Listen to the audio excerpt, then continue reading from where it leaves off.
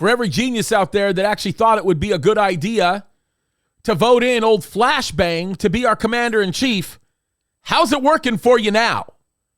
Why don't we talk about his many accomplishments? He hires a loser to head up the DOD, who, by the way, was only put in that position because of the color of his skin. You've got the person who's the chairman of the Joint Chiefs of Staff, who is a complete and absolute joke. He belongs in prison because he has done nothing short of evil. All of the things that he has done has hurt our nation for the most part in recent days, recent months, recent weeks, maybe in the last year or so. And then you have people like this. And yes, I'm going somewhere with this because this story is crazy. You've got someone like this. How about we show this? This is Major General Joe Clyburn, who wants to show everybody how woke she is by basically saying why the Army thinks a French manicure is an obnoxious color compared to the civilian world, which views it as an understated yet professional look, is beyond me. But I have to be in uniform tomorrow, so here we are. It looked nice while it lasted. Wow. Watch her complain about her first world problem when at the same time she is putting this tweet together. The world learns on Saturday that China has made a, quote, astounding progress on hypersonic weapons and was far more advanced than U.S. officials realized. As a matter of fact, there are sources in the U.S.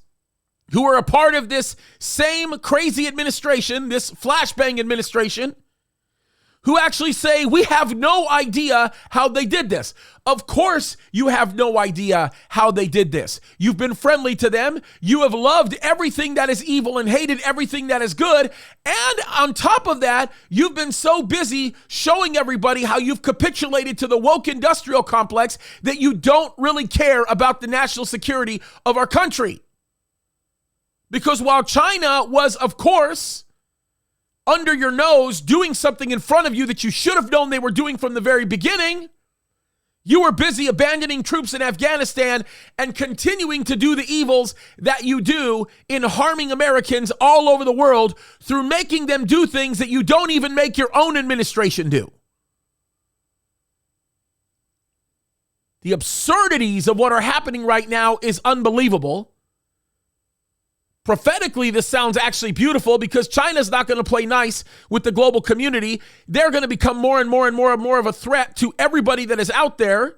And the globalists are going to end up scapegoating them and probably destroying them. That's already began to happen. So I guess that's a good thing for us. But the reality of it is, folks, patriots, people who love the Lord, wake up. Look at what's going on and make an obligation for you to stand up for righteousness, because this wickedness cannot stand.